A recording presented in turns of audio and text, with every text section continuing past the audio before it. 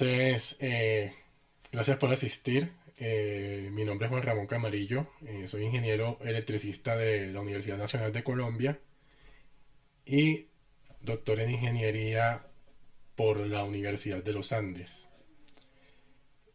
En este tiempo entonces voy a hablar de generalidades de protecciones y voy a mostrar un ejemplo de protección de distancia. El ejemplo que voy a hacer es de un concepto que trabajé al final de mi doctorado.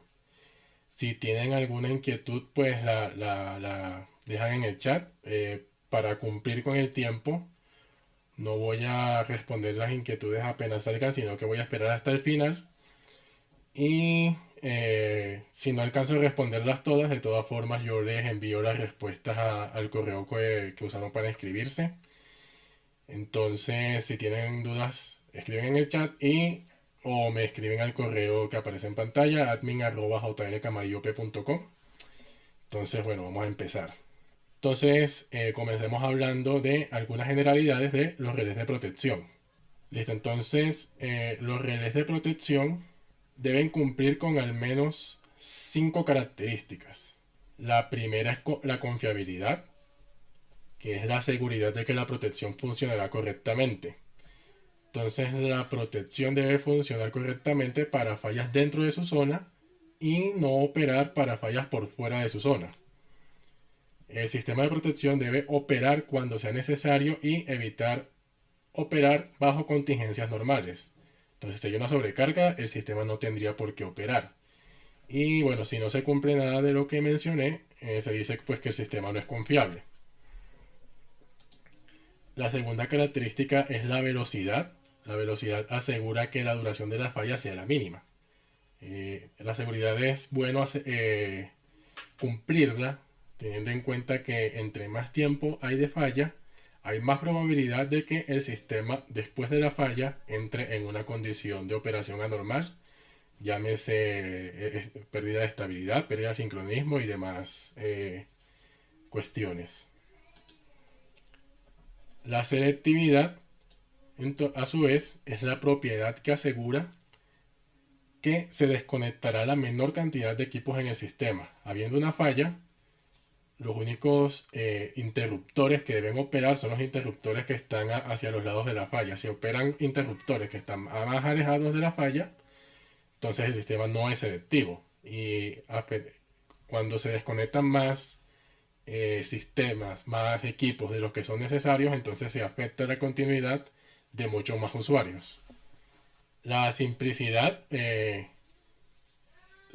lo que busca es usar la mínima cantidad de dispositivos de protección para eh, cumplir con el objetivo. O sea, si se necesita proteger una línea, que sea la menor cantidad de relés y que de hecho que los relés que operen sean los asociados a la línea. No tiene que operar un relé de, no sé, de una línea adyacente, de un generador y demás, porque además de que se pierde la simplicidad, se pierde la selectividad. Y la economía es que se deben alcanzar las máximas capacidades de protección por el mínimo costo. O sea, queremos proteger el sistema, pero tampoco queremos gastarnos una millonada en el sistema. Una indicación pues que leí hace un rato es que el sistema de protección no debe pasar de más o menos el 10% del costo total del proyecto. Entonces, digamos, eso puede ser como un baremo para mirar el tema de la economía. Entonces, hablemos de las zonas de protección. Hay un mínimo de 6 categorías que podríamos mencionar como zonas de protección. La primera es la zona de generador, o en ocasiones también se usa la zona que es de unidad, que sería un generador más el transformador de potencia. Esto tiene sentido teniendo en cuenta que si el generador falla, muy probablemente el transformador no va a funcionar, y al revés, si el transformador falla, pues el generador no puede sacar la potencia. Entonces está la zona de transformador, está la zona de barras, está la zona de línea Y está la zona de equipos, digamos equipos de uso final, que serían, bueno, algunas cargas, motores, capacitores sincrónicos y demás. Bueno, también capacitores de corrección de factor de potencia. Y hay una zona también asociada a equipos que ya son del sistema, que son los capacitores también para corrección de factor de potencia o para elevar la tensión en algunos puntos del sistema, o los reactores que se usan por ejemplo en las líneas de 500 kilovoltios para bajar un poco la tensión y evitar el efecto ferrante, que es cuando la línea es muy larga, la tensión en el extremo final de la línea tiende a ser más alta que la tensión de envío. Entonces, para evitar eso, se usan esos reactores de compensación. Entonces, en esta figura presento la ilustración de las zonas de protección. Aquí, como les mencioné, pues la zona de generador, la zona de transformador. Aquí pues no se ve mucho el detalle, pero ahí está la zona de unidad, la zona de barra, la zona de línea, y aquí pues puse un motor de como una zona de carga. Aquí casi no se nota mucho, pero se puede ver que, por ejemplo, esta zona de barra puede que se solape con la zona de motor. Dependiendo pues de la filosofía de protección, digamos, de la importancia del equipo, se puede hacer esos solapes o no. Esos solapes también pueden perder un poco la selectividad, pero a cambio de un aumento en la seguridad. Entonces, hablemos un poco de relés. Los relés pues son básicamente dispositivos. En el pasado eran dispositivos electromecánicos, ya son unos dispositivos que son básicamente un computador, que se configuran con una tarea muy simple, que es detectar una condición anormal y enviar una señal de disparo al interruptor. Los relés por sí solos no son o sea, la protección es un conjunto de cosas. Entre esas están pues, los transformadores de tensión y de corriente, el relé y el interruptor. Entonces, el relé por sí solo no es el que despeja la falla, simplemente envía la señal para que los dispositivos, digamos los actuadores, hagan la apertura del circuito. Entonces, hablando un poco más detallado de relés, los relés se pueden clasificar según su principio de funcionamiento. El relé de sobrecorriente, digamos el dispositivo yo diría más sencillo, que es un dispositivo que opera cuando la magnitud de la corriente medida excede un valor predefinido.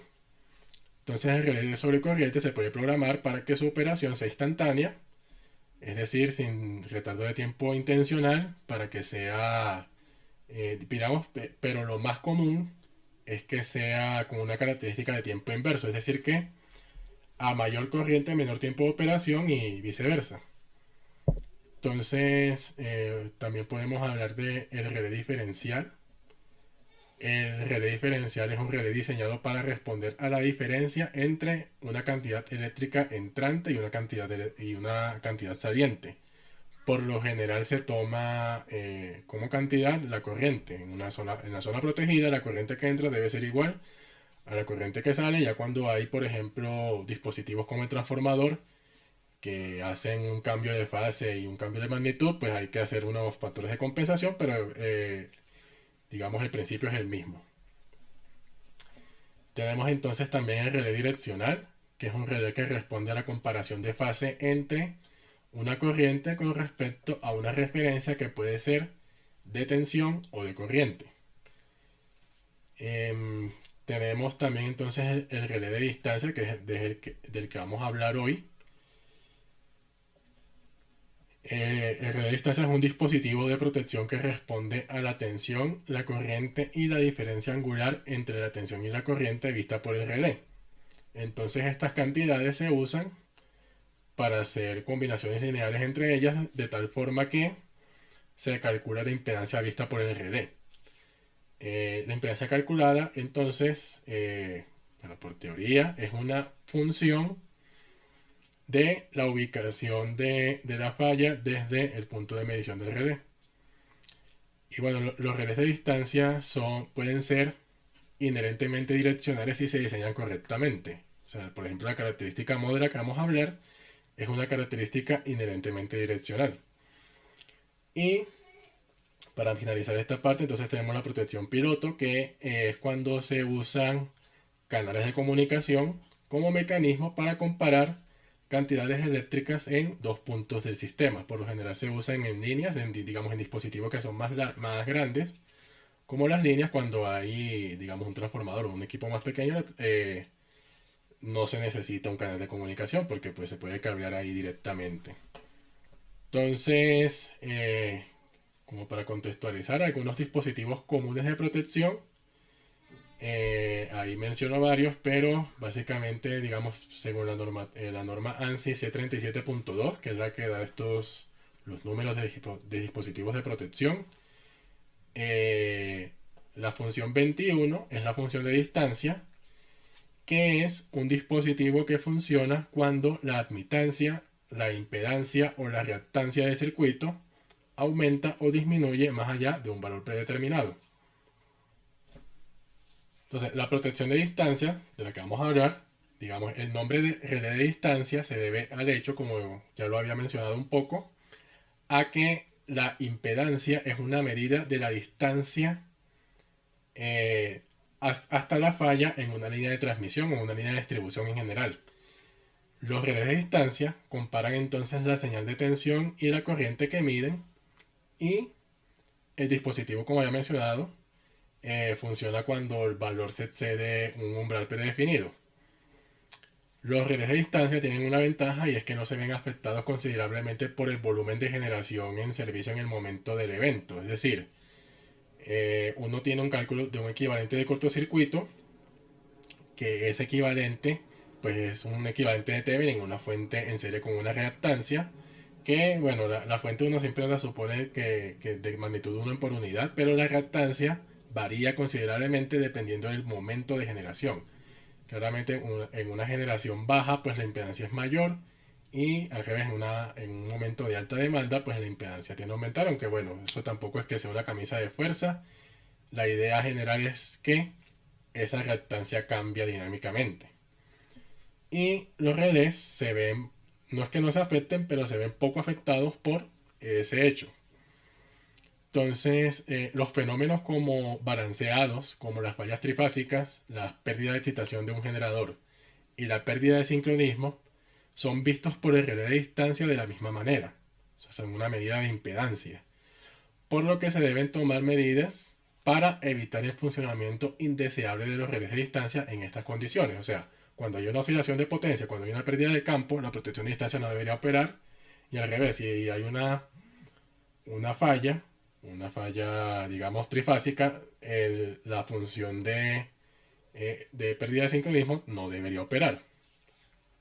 Entonces, digamos, para los cortocircuitos desbalanceados, que son los más comunes, las fallas monofásicas y bifásicas, tienen una apariencia diferente, y en general pues son fácilmente diferenciables de la pérdida de sincronismo y de la pérdida de campo.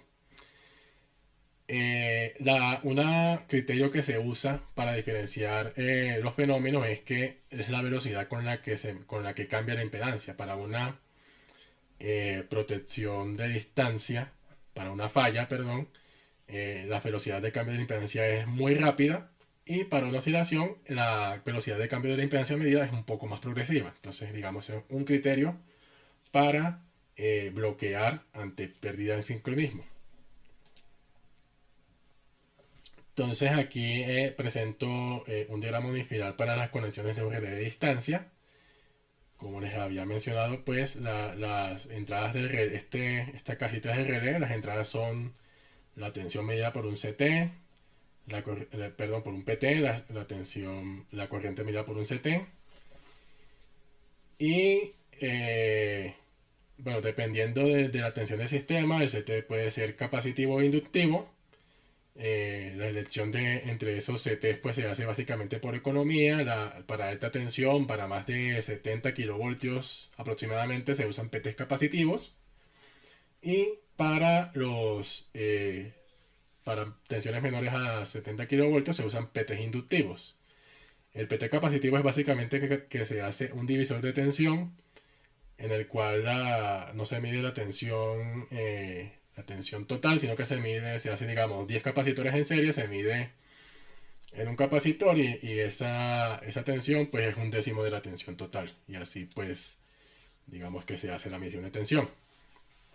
Entonces, aparte de estas entradas, pues, los relés modernos pueden tener varias cosas como, digamos, se hacen autodiagnóstico y también pueden tener algoritmos para ubicación de falla.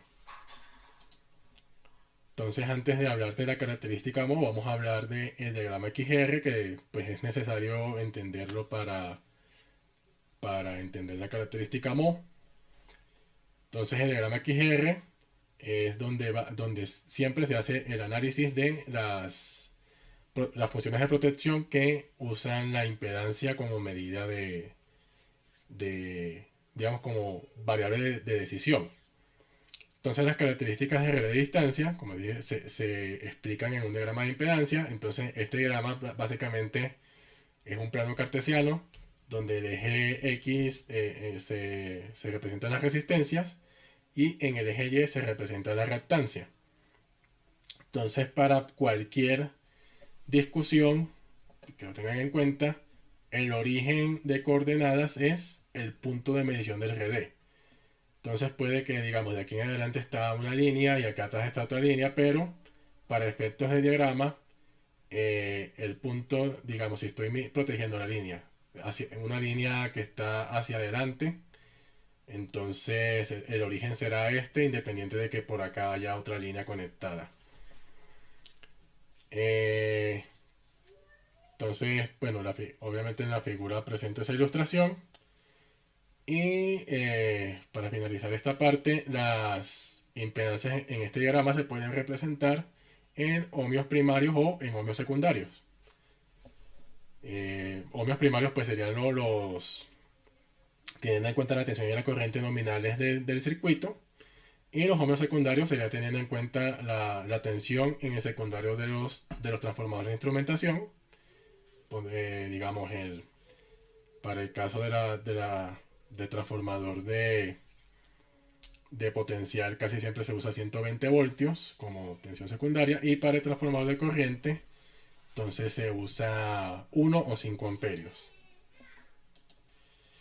Listo, entonces la forma con la que voy a explicar la protección de distancia es una forma con la que, como yo entiendo el problema, que me parece más fácil, y digamos esta forma con la que les voy a explicar, llegué a ella dado que, digamos, al final del doctorado tuve la necesidad por qué razón de modelar una protección de distancia.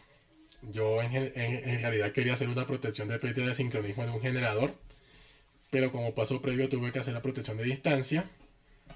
Yo la verdad no entendí muy bien cómo se explican en los libros tradicionalmente. Entonces lo que hice fue programar una protección porque la programé aquí tengo programé en este microcontrolador, un microcontrolador que puede ser con una capacidad mayor a la que tienen los relés en campo. Total que usé estos principios que les voy a explicar para programar ese relé y funcionó correctamente. De hecho, hace poco ese trabajo lo presenté en un congreso y, digamos, está en revisión para una revista científica de IEEE. Entonces, bueno, básicamente les voy a explicar eso. La característica MO, entonces, es este círculo. Eso básicamente es un círculo con centro diferente al origen. Entonces es un círculo con, digamos, el centro está por acá. típicamente pues encima de la línea, y el círculo es tangente al origen. Entonces, eh, pues como les decía, la característica circular no tiene un alcance resistivo fijo, que es una desventaja, pues, que digamos cuando se quiere tener un alcance resistivo fijo se usa otra característica como es la característica cuadrilateral, o también se puede usar una característica MO con un blinder hacia la derecha. Pero bueno, entonces esta es la característica que vamos a estudiar hoy. Y básicamente, entonces, como les decía, la característica es un círculo con centro en un lugar diferente al origen en el plano XR. Entonces, me imagino que de geometría todos sabemos, y si no saben, pues ahí les estoy mostrando la ecuación de un círculo en el plano cartesiano. Digamos es el x al cuadrado más y al cuadrado es igual al radio al cuadrado. Esto cuando el círculo tiene centro en el origen, y cuando el círculo tiene centro en un lugar diferente al origen, entonces tenemos estas variables h y k, donde h y k pues serían las coordenadas en el plano cartesiano, eh, donde está ubicado el centro del nuevo círculo.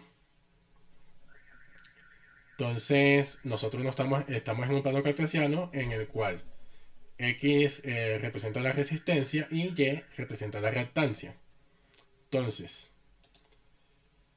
volviendo aquí a la ecuación, como les decía, entonces R es digamos, esta parte de el eje X, Y sería la reactancia, y para el efecto, el radio va a ser la impedancia característica de la línea que vamos a proteger, del equipo que vamos a proteger, porque por ejemplo, bueno, los generadores también se les puede configurar la protección de distancia, aunque es un respaldo.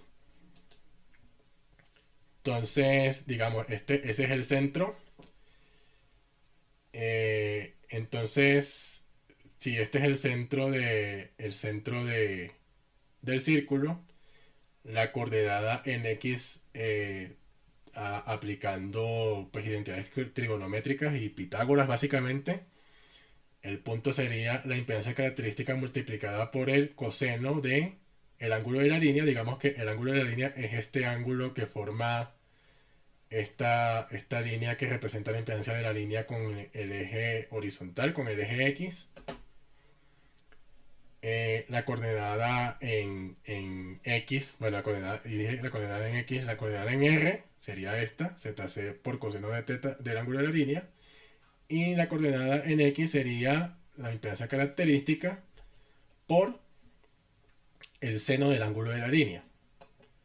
Entonces, teniendo en cuenta estas consideraciones y reemplazando estas expresiones en las ecuaciones, entonces tenemos que la reactancia, digamos la característica μ, en este caso, sería, bueno, X, reemplazamos el valor de la expresión anterior.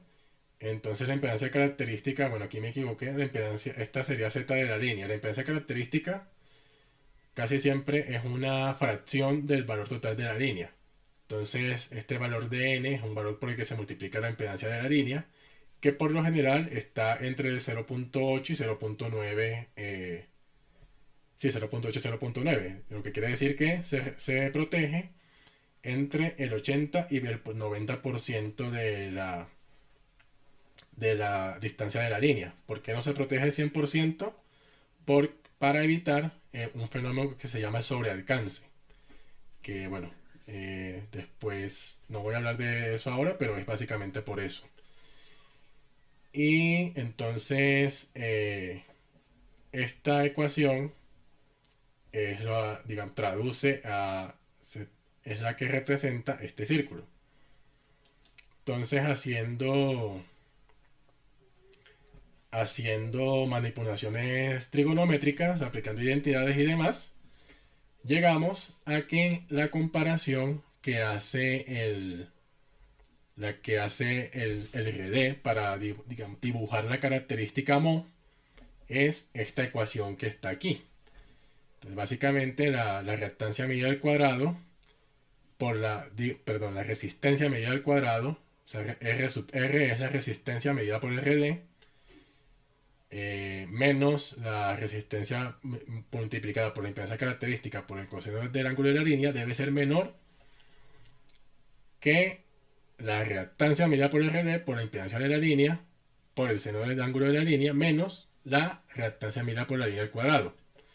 Entonces, cuando se cumple esa desigualdad, la impedancia medida por el relé está dentro de este círculo. Entonces, convertir un problema eléctrico en un problema geométrico. Me parece a mí que es más fácil de entender el problema de esta forma. Entonces, teniendo en cuenta esta ecuación, reemplazando los términos anteriores, llegamos a esa ecuación. Como les dije,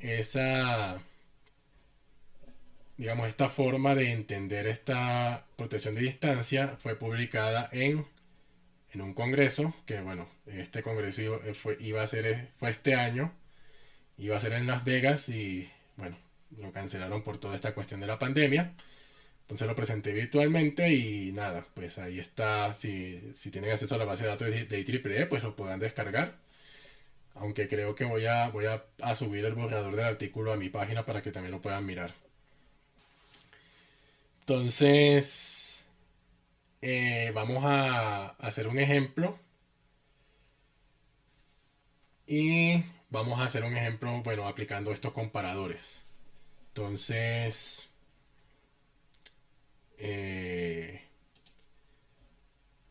tenemos este enunciado. Entonces, una línea de transmisión a proteger tiene una reactancia igual a este valor en ohmios y no tiene parte resistiva, o sea, es una reactancia pura esa línea. Digamos que es una línea de transmisión, tiene esa característica. O bueno, todo tiene componentes resistivos, lo que pasa es que se desprecia, digamos. Entonces, teniendo en cuenta esta característica, queremos dibujar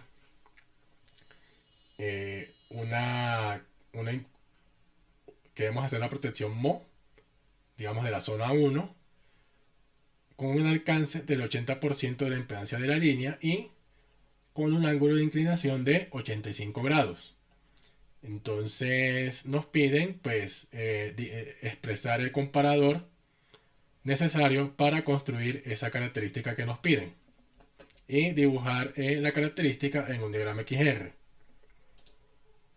Entonces, reemplazando los valores en la ecuación, tenemos que la característica que nos piden, el comparador que debemos dibujar es esta ecuación que está acá. Y dibujando esa característica en un plano cartesiano, tenemos este resultado, que digamos el área sombreada es el área de la característica MO. Aquí es bueno notar, digamos, el origen pues está tangencial a la característica y no es un círculo centrado, digamos, no está centrado en el origen porque pues ahí está, el origen está ahí tangencial y la inclinación no se alcanza a apreciar en esta figura, pero se ve que pues que no es simétrico con respecto al eje X, al eje de la reactancia, teniendo en cuenta que aquí llega hasta menos 0.4 y aquí hasta menos 0.3. Entonces, bueno, para romper un poco el esquema, vamos a dibujar esos comparadores aquí en vivo. Y bueno, vamos a poner el enunciado. Una herramienta que yo uso que es gratis para dibujar esos comparadores es Wolfram Alpha. Bueno, Wolfram hace muchas cosas. Pero digamos, para lo que yo lo uso es para hacer las gráficas, hacer gráficas, para averiguar cosas. Bueno, tiene muchas prestaciones y bueno, Wolfram no me está pagando por promocionarlo, entonces si quieren profundizar en la temática, pues ahí lo pueden consultar por su cuenta. Pero se los recomiendo, es bien chévere y es gratis. Entonces aquí tenemos recordemos la ecuación entonces. Entonces tenemos digamos, la parte de la resistencia al cuadrado. Bueno, para el efecto pues vamos a escribir aquí X para que nos dibujen un plano cartesiano. X al cuadrado menos X que multiplica a la impedancia característica por coseno del ángulo de la línea menor que Y por Z característica por seno del ángulo menos Y al cuadrado. Entonces otra vez vámonos a el ejercicio, el enunciado. Entonces tenemos que Z característica es este valor, 0.963544. Entonces eso lo reemplazamos acá en la ecuación. Y tenemos que... es 0.8 eso, por 0.8. Y el ángulo de inclinación es 85 grados. Entonces, reemplazamos acá.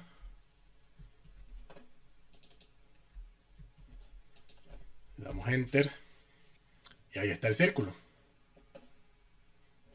Entonces tenemos... Bueno, para ponerlo más grande me pide pagar. Pero entonces tenemos el mismo círculo que les mostraba en la diapositiva. Aquí está el origen. Aquí se ve pues un poquito mejor. Está tangencial a la característica. Está inclinado un poquito. Y tiene pues el alcance deseado. Miren que aquí me dibuja de una vez la desigualdad que estoy dibujando. Verifiquemos que es la misma que tengo aquí en la diapositiva. Y efectivamente es la misma. Esta gráfica la hice en Python. Ahí como para que lo tengan como referencia. Pues no es relevante. Pero sí, entonces esa es la característica que se quiere dibujar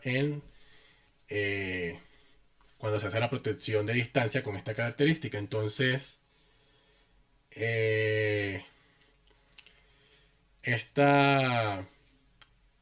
bueno, digamos, como a mí me enseñaron la protección de distancia, simplemente, bueno, la protección de distancia es esta, básicamente el alcance es 80% y sale. Listo, no hay problema. Pero como entender qué es lo que se está haciendo, me parece a mí que uno entiende mejor. Pues no sé, me comentan ustedes qué les parece. Me parece a mí que se entiende más saber que yo estoy comparando resistencia y reactancia. Estoy midiendo resistencia y reactancia, digamos, la parte real de una impedancia y la parte imaginaria de una impedancia. Y esas dos variables tienen que estar al tiempo dentro de esta característica para que la protección opere. Entonces eso es básicamente, digámoslo, como yo entendí la protección de distancia y lo que les quería explicar, hoy. Dice, entonces, bueno, ya sé, terminando la propaganda, entonces, digamos qué preguntas tienen para resolverlas. ¿Cuál es la página? Voy a poner la página acá en el chat para que la tengan. Y me pregunta Daniel, ¿qué pasa cuando hay una resistencia de arco? Entonces, dame un momento, voy a buscar una imagen que tengo por acá para explicar esa parte. Entonces, esta imagen la hice para explicar otro principio, pero digamos sirve. Entonces, digamos que la falla ocurrió en esta distancia, yo qué sé, el 50-60% de la línea.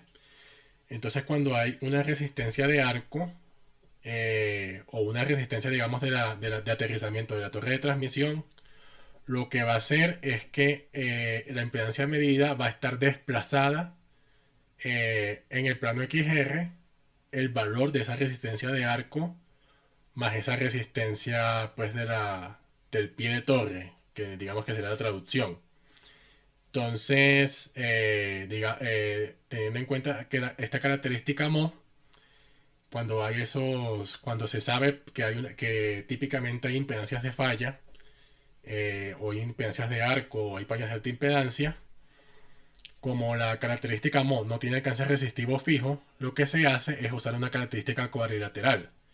Entonces, también tengo una imagen de eso. Entonces, para evitar esas partes de arco, lo que se hace es hacer esta característica cuadrilateral que básicamente al programar esta característica, digamos, tiene 4 líneas para configurar. Un alcance reactivo, un alcance resistivo y bueno, la parte direccional y otro blinder izquierdo.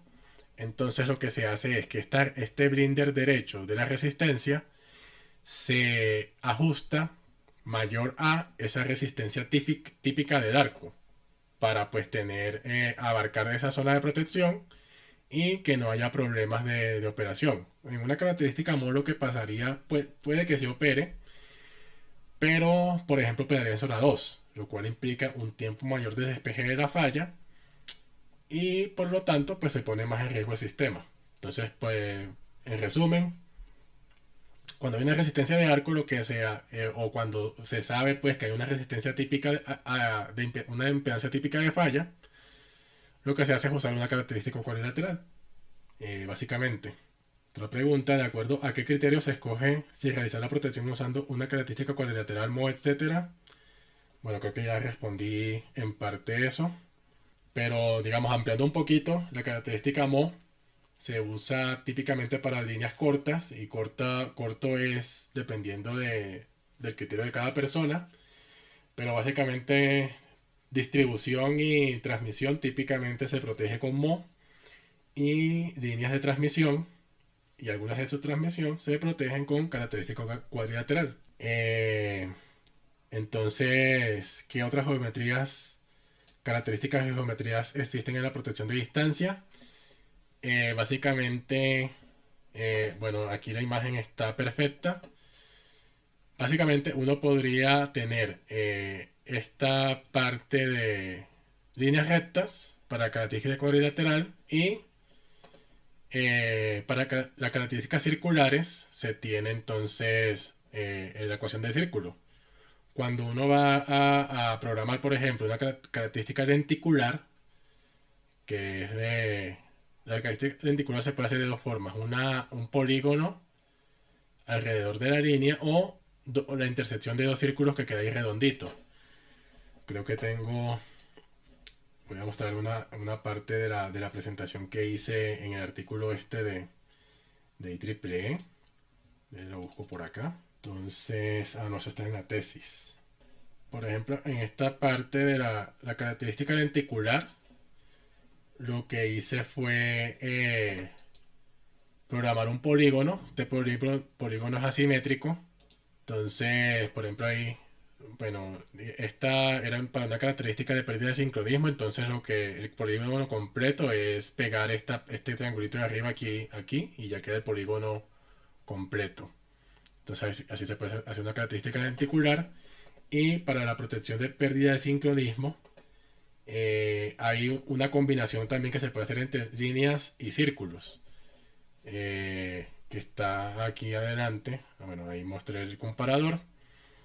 Y entonces ahí está lo que le digo, la combinación de círculo.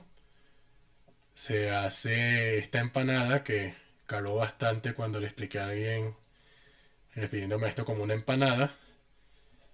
Entonces la empanada derecha, una parte que es como un rectángulo con bordes redondos en la parte corta y otra empanada izquierda. Entonces ahí jugando con esas geometrías se pueden construir esas características, digamos, un poco más complejas. Entonces ahí lo que hice fue la combinación entre líneas rectas, que son esta ecuación, ahí que sale de la animación, y círculos, que sería esta ecuación de aquí arriba.